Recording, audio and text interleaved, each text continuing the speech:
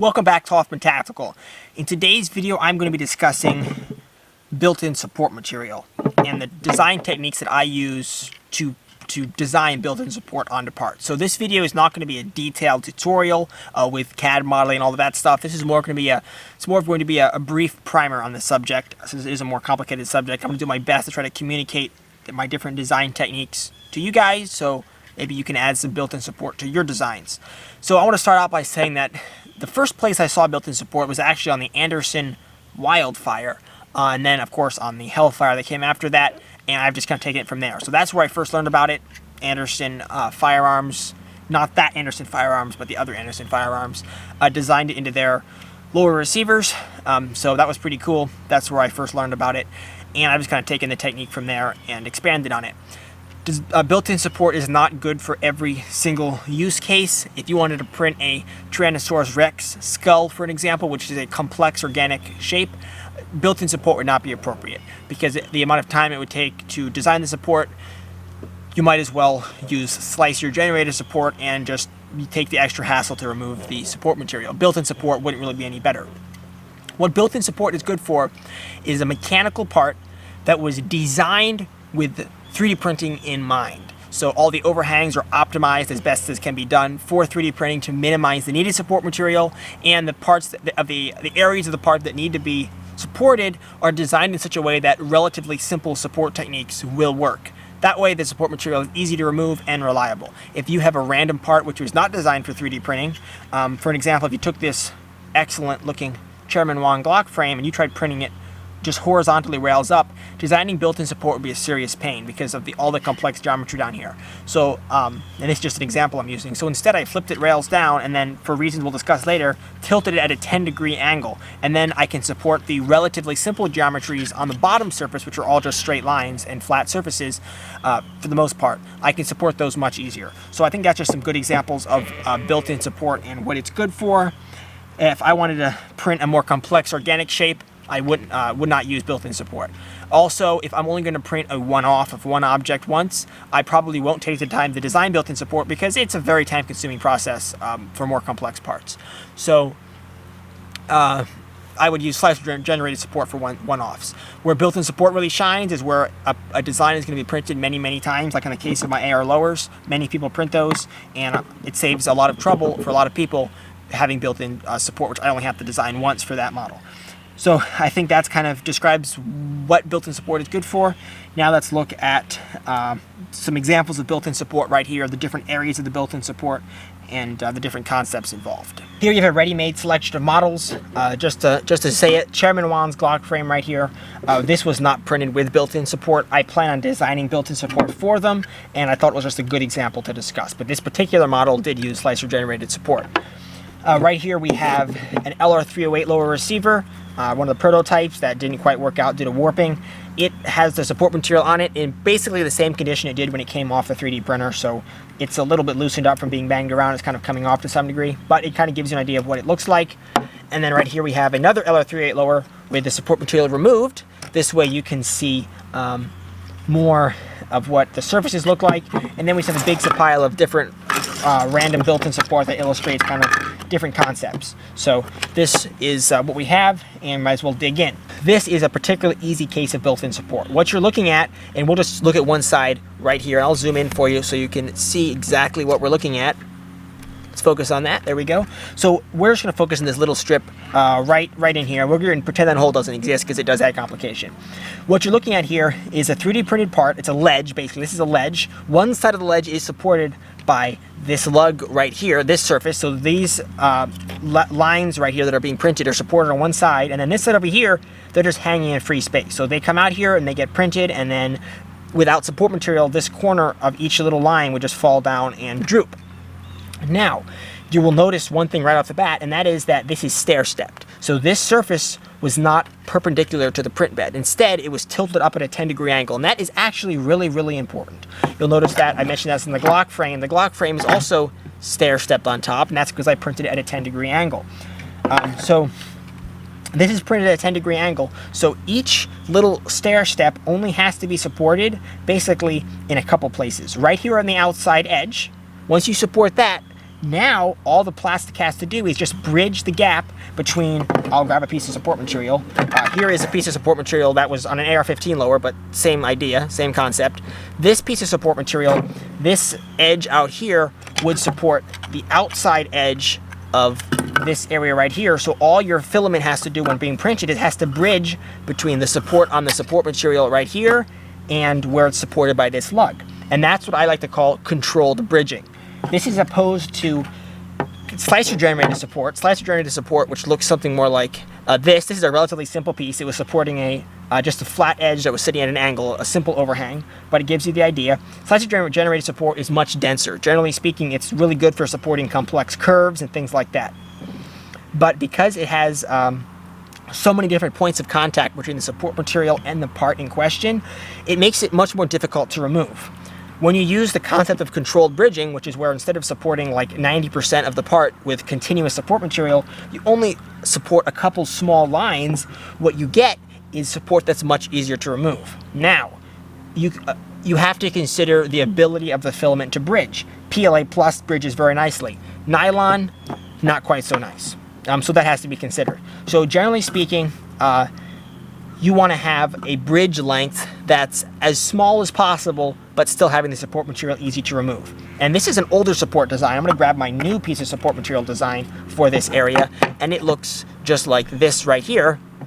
And you will notice I have added some little fins in here, some extra supports right there. So we now have 2 lines of support material. And what this does is it supports this little overhang on the edge and in the middle, so you only have about 1/8 of an inch of bridge right there. And that is, in most cases, even with nylon, perfectly acceptable, because most plastics can print that little bridge with minimal sagging. And sagging is what we're trying to prevent here. If your bridge is too wide, you'll have too much sagging, which will produce an ugly surface. And in some cases, like right here, where you have to have a pistol grip that kind of mates against this surface, if you have a lot of sagging, it'll prevent the pistol grip from fully seating. So that's why we have a double layer of support right there to prevent that from happening. So that is the concept of controlled bridging. And the reason this is so important, you're probably wondering why it's so important. And I'm going to grab this piece right here. Didn't have any support material on it. This is actually just the top surface of a 3D print, and it's going to be hard for you to see that, unfortunately, because of the lighting. It's dark colored. But this is the top surface of a 3D print, and this was printed with this surface parallel to the bed, and you'll see that we have a perimeter right here, and then we have the top solid infill across here. And the reason this is so important is if you try to printing this part upside down with this surface flat to the bed, or in the same thing, if you try to print with this little ledge right here, perpendicular to the, flat to the bed, I mean, rather than a 10-degree angle, what happens is your perimeter out here has to be supported as well as your infill, because the infill goes from the inside edge of the perimeter of one perimeter to the inside edge of the other perimeter, and it doesn't actually rest on top of the perimeters. So you would have to add little detailed support materials such as to support this perimeter all the way around, as well as the infill, which quite frankly is not worth the time it takes to design that. So instead, what I do in these cases is I would take this part and tilt it at a 10-degree angle, and now instead of having this flat surface, which is a support nightmare because the perimeters and internal infill have to be printed separately, now we have a situation like we have here with a bunch of little stair steps that come up, and each of those stair steps there's no infill involved. At a 10-degree angle, this is using 0.4 millimeter nozzle with standard 0.2 millimeter layer height, just standard settings. You have a stair step that's all perimeter. So now all you have to do is support the perimeters like we discussed earlier. So if this piece here was printed at a 10-degree angle, you would have a bunch of stair steps running this way, and all you would have to do is just add one line of support right there, one line of support like down here, one line there, and one line there, and it'll just be perfectly controlled bridging between those. That is the basic concept of controlled bridging. You want to design your part with controlled bridging in mind so you don't have to support complex surfaces like this. It's much, much easier to design built-in support for a part with controlled bridging rather than a part that's sitting flat on the bed, or flat and parallel to the bed, like this one would be if it was printed upside down. Okay, let's move on to looking at something I call the support stubs. I'm going to grab this LR308 lower receiver and maybe this little column right here from an AR-15 of support material, and let's zoom in and make sure we're focused. There we go. So we're going to be discussing kind of the support stubs. So the stubs is this is the name which I've coined for it. I don't know if it's how accurate it is, but the support stubs is the part of the built-in support that actually interfaces with the part which you're manufacturing. So if you look at this little piece of support material right here, the stubs is the very top lines up here that actually interact with the part. Those have to be designed, that's where the majority of your design goes. Well, that's not true, but this is a very critical part of your support design. So these stubs is what actually supports the part, and that's what we were discussing earlier. This piece right here would be to support on an AR-15. It would sit right there, and it would support your buffer tower. Obviously, this is a 308, so it's longer. I should have grabbed an AR-15 lower, but this works for the sake of the example. So what those little lines did is, if you look at the other 308 lower right here, and it's the same on an AR-15 lower, you can see we have our layer lines are running like that, right there. And what this Stubbs does is they support those layer lines so they have little controlled bridging all the way around. So in each case of a design support, you have to look at what you're trying to support. And another example will be down here underneath your trigger guard. You have this little ledge you're trying to support, and once again, it's at a stair-step 10-degree angle, and we design some little stubs that look like that go against it and hold up that bridging right there to achieve some nice controlled bridging. So stubs is the area that interacts with the part. Now, the basic design rules with stubs is it has to follow the contour of the part. So back here, obviously this is a more complex curved surface. So these stubs are designed, and there are different CAD techniques I used to design this, using offset surfaces and then extruding up to those offset surfaces. Once again, not the right video to discuss that. But these stubs are designed in such a way so that they're offset by a very specific distance from the part. So in this case, I use 0.08 of an inch, and I know I am mixing millimeters and inches here. You're just gonna have to live with it. I'm sorry about that. So these stubs are designed. They follow the contour of the part you are supporting. They are offset from the part by a specific amount. In my case, I use 0.08 of an inch, which provides good support quality and relatively easy support removal. And then the support lines themselves, as we discussed earlier, run perpendicular to the lines we're trying to support. Now in this case it's not perfect, but you can see the lines we're trying to support go around a curve on the back of the buffer tower right here. So they're running right in the middle of the buffer tower, they're running this way, and then they start running this way as they go around that curve. And this does a pretty good job. Right in the center section, it's running perfectly perpendicular to those lines, so your support's right here, and then it's printing lines on top of it like this, so it's nicely resting against it. And then around the edges, it's not quite perpendicular, but it still works. But that is the basic stub design, and stubs can be seen anywhere. This piece right here, which supports the buffer tower area, this guy has little stubs up on top. This guy right here is a stub, and then that guy right there is a stub, as well as the guy in back. That's a little stub. So designing stubs is very critical. Once the stubs are designed, you have to actually design the support structure itself. The support structure is the rest of the support material. That's what holds the stubs up while it's printing. The stubs have to be sitting on something as well, and that's where your support structure comes in. And support structure is where you can really use a lot of artistic freedom, I guess I would say, a design freedom. So some different examples of that would be right here. This is my favorite one. This is the buffer tower support on an AR-15 lower, and you can see we have our stubs up here. The stubs are kind of fan shaped. I bring them all together down to a single curve down here at the bottom, which is kind of tricky, but it works quite well. And then I have this nice curved support right here that comes down. And at this point, I should talk about while you're designing all of your support material, including your stubs, the width of the support material and how that ties into the 3D printing. With your support material, each line of support, so looking at this, each stub and the wall, the wall thickness needs to be such that it forms two lines of plastic. So when you're printing a piece of support, like this piece of support right here, the printer should be 2 lines thick. So when I design these, I'm designing these with a 0.4 millimeter nozzle to 0.5 millimeter nozzle in mind. So I design them with a wall thickness of 34/1000 of an inch. And that results in approximately 2 walls when the printer prints. So if it was printing, let's say this layer right here, the nozzle would come around and it would just smoothly print the outside, and then it would smoothly print the inside. You can try to print with only one wall, so the nozzle just prints one wall, but you'll end up with not very reliable support because the nozzle because while it's printing, the edges of the wall right here will not be fully printed because your nozzle is stopping it. Your extruder is no longer printing and is retracting the filament, and that's never that precise, so you end up with some ugliness around the edges. So I like to design it with 2 walls width on your support material, which results in a very reliable support. And obviously that is dependent on your nozzle width. So I use 34 thousandths, which works with a perimeter extrusion width of 0.4 to 0.5 millimeters, which is kind of covers your very common extrusion width with most printers. But if you want to use a larger nozzle or even a smaller nozzle, you'll have to custom design your support for that nozzle, which is the disadvantage of built-in support. But for most common nozzle sizes, which is 0.4 millimeter, I design with 34 thousandths thick support walls. Okay, I'm going to show you some more examples of what support can look like. This is something I call a platform support. So this is not a technique I actually generally recommend. This is what I used in the past, and it just makes for a more difficult to remove support. But what this platform support is you have your stubs. So if you look at this guy right here, this supports the AR9 mag catch slot on my version 1.0 AR9 lower. Up on top, you can clearly see the stubs right there. That's what actually supports the magazine catch. And you can see I'm supporting a hole right there by going around the hole, all of that. Now, this structure down here is the support structure, and it's actually double-walled, pretty heavy, hefty support material. And then on top of it, I designed in this platform, which prints on the top surface of those walls. You can see that over here, even better example of it.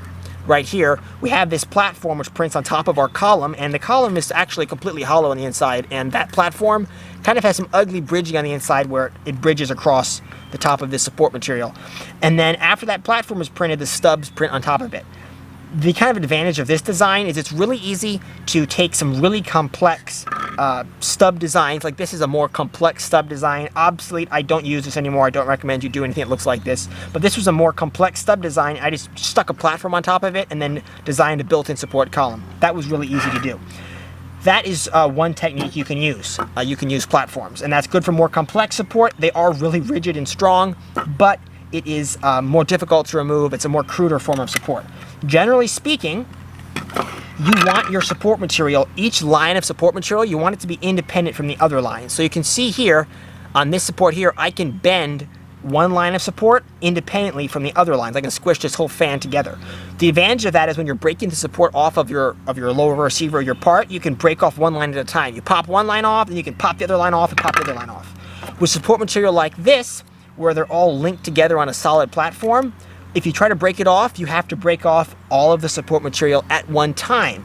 And this is a lot more difficult because you kind of run into the problem you have with slicer generator support where you have tons of contact area. So that's why, like on this little guy right here, which is the latest support material design I have for supporting my pistol grip area, these little fans, once again, can be flexed independently of each other. So if you push one of them, you can pop it loose separately and then pop the other one loose. Makes it much easier to remove.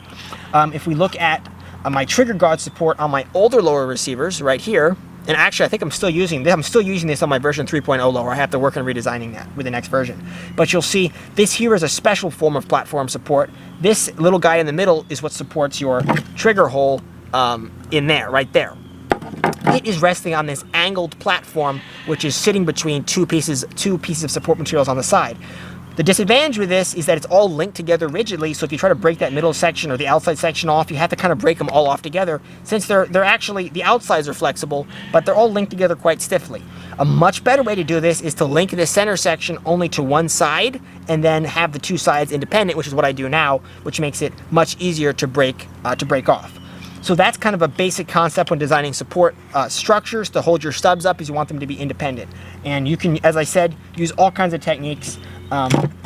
For simple areas, this is a very simple, right here is a very simple piece of support material used to hold up your the area right under here. It holds up these two ledges right there and right there. And this is basically one big stub. There really isn't any actual support structure here. You just have your stub, and it just continues all the way down to this little platform, which you'll notice I put in all my support material. This is a brim, which is what holds the support material to the bed. And this does not have to be too big. I'd normally design this 16 thousandths thick, which means is equivalent, when you're using 0.2 millimeter layer height, is equivalent to 2 layers. So it makes a nice rigid base layer for the support material to sit on. Now, This is a super simple example of support. Obviously, this is a much more complex example of support, but this should give you an idea of kind of how to design your support structures. And you can see here, we'll grab our lower receiver, which gives you a more of an in-depth look here. You'll see my magazine catch area right here. It has some stubs up here, and then it has an actual support material which supports that stub that comes down here. And there is a stub also on the inside you can't quite see there. On the inside, which branches off of the main support material to support the inside top surface. Inside here, the top surface of that slot right there. So the slot has to be supported on both sides. So that kind of, I think, covers your support structure design itself. And I'll see if there's any other concepts I should go over with you guys. Okay. Another concept I want to discuss is your overhang design. I think we touched on this a little bit earlier with your holes. All of your holes should have properly, maybe we didn't touch on it earlier, I don't know, but we'll touch on it now. All of your holes should have be designed to be printed without the need for support material or clean out. And you can see this on all these holes here. They're all designed with this teardrop shape, and what that is we are designing it so there's a little ledge on the top of the part, the top of the hole, which is just a simple bridge so that this hole can be printed without the need for support material. So there's some controlled bridging there at the top of these holes that allows it to bridge across the top without interfering with your pin. So that's one example. And if you have a completely perfectly round hole, like in the case of Chairman Wan's frame right here, you will have on these holes, the very top of the hole, as the curve becomes more and more horizontal, you'll get some ugly curling there, and then the bridging will kind of make the top of your hole flat, which will interfere with your pin and require clean out. If you take your hole and you'll design it in a teardrop shape like this, and there are actual design rules which we can go over in the future in more detailed videos if you're interested in it, so let me know if you're interested. But this teardrop shape right here is designed so that that ugly overhang is lift it up away from your pin so that it doesn't interfere with it. And also it's designed so that you have your circle comes around, and the top of the circle is actually a straight line right here at the minimum safe bridging angle, which we'll talk about in a second. And it's at that angle so that you don't get any ugly curling all the way up to the bridging, where it sharply transitions to a nice straight bridge across the top, and then it goes back to a nice safe overhang, and then back to the rest of your circle. Same thing can be seen right here on the version 2.6 LR308 lower, which is our latest lower design. This one really has my latest support material designed into it and all my latest techniques. So this is a good lower to look at if you want examples of designing for support material and proper printing. So if we can zoom in any further, there we go. Let's focus on that. The trigger guard area right here. I want to point out that it's super ugly right here. You'll see that. That's because we actually had a support failure due to a support design flaw I had during printing, and that was printed without any support material. So that's why that's ugly. It should look all pretty like this over here when it's properly supported. So you will notice, looking at this, that just like those holes, we have a nice curved surface here that comes up, and then it sharply transitions to the flat surface right there, which is supported. And the reason for this is because overhangs between it, and it really depends, I should get some exact numbers, but overhangs between like 15 degrees and 35 degrees, or 20 degrees and 35 degrees, tend to curl really badly. That's where the edge of the overhang curls up on as the edge of the plastic shrinks and runs into your nozzle, produces really ugly surface finish. You can see this on some lowers underneath here. This lower doesn't have this problem, but underneath here you can see some really ugly curling when that's happening. And you want to do everything you can to avoid that range of angles on your part. So you either want to have like a 10-degree angle like this one here that's fully supported with support material, or you want to have 35 degrees or above, and preferably 40 degrees and above. So on my lowers, you can see like underneath here, this area is above that threshold. This area over here is above that threshold. We have a tiny bit right here is just marginal in this one spot in LR308. So sometimes you can see some ugly curling there. That's because this angle is marginal, just because you can only get, on a lower receiver, you can only make that angle so steep before you run into other problems. So that is an angle range on your designs you want to try to avoid. So that's why I have that sharp cut right there, and you can't see it so easily, but we actually have the same one on this side. That way, your part is printing without the need for support material all the way up to like 35 degrees, and then you immediately transition to support material without all that ugly overhang. So that's another important thing which I've been kind of trying to integrate into my designs. I haven't always done that, but that really helps get a cleaner print without printing problems. Looking at this little guy, as I said earlier, he was printed like that right there, and you can kind of see that looking at the layer lines, if you can see those.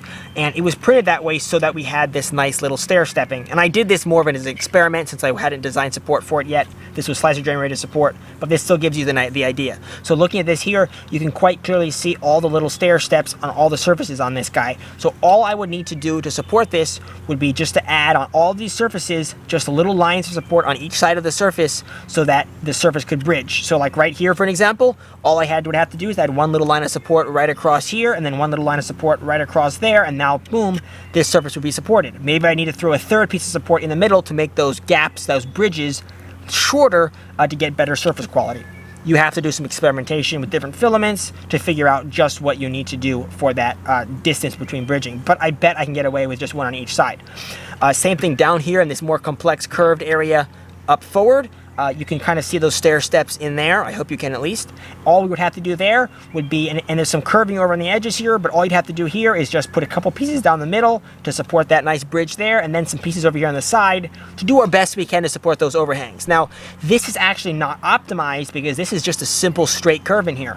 So over on the sides here, at some point over here, we have some less than optimal angles. If you look at the end there, you can see it's just a nice, perfectly smooth curve. So somewhere in this range over here, we have some angles between 15 and 35 degrees, and that can result in some uglier surface finish. Fortunately, in this case, it's down inside the pistol, and this is not a particularly precise surface. Nothing has to rub against this surface, so it really actually doesn't matter. So in this case, it would be a big waste of time to try to optimize that surface, since the little bit ugliness won't hurt anybody. But that's just an example of where you could optimize some overhangs. So you can see all those stair steps, and I think we've discussed pretty well how to support them. One last thing is right in here, you'll see this area in here, which is also, of course, stair step just like everything else, and it is supported. Those lines which are running across here are supported by each wall on this side in here and on that side over there.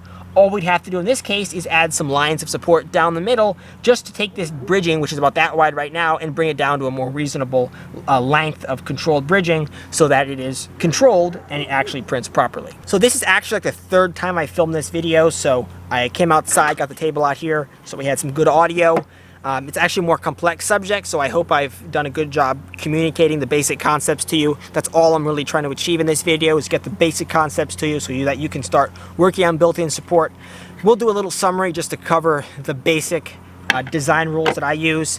That is, you want to design your part for 3D printing. You want to minimize your need for support material by having properly designed overhangs that are above 35 degrees that don't need support.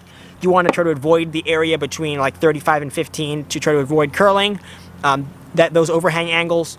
You want to use controlled bridging while designing your support material. So you want to have you want to use a little stair step technique, printing at a 10-degree angle, whatever you need to do so that your support material is reasonably easy to design. And then from there, you want to design your stubs. In my case, I'm designing for standard print settings with a 0.4 millimeter nozzle. Most print settings is what I'm designing for. So I am using a 0.08 of an inch separation between the support stubs and the part itself. I have used 0.10 of an inch in the past. You get a little bit uglier surface because it's not quite as well supported, but they are easy to remove. The supports come off better. So you want to design for like an 8 to 10 thousandths gap. The wall width for 0.4 millimeter nozzle on your support material. What I designed, I found 34 thousandths is perfect, but that has to be tuned depending on the line and the nozzle diameter that you want to go with. So 34 thousandths on the wall width for most printers with a 0.4 millimeter nozzle.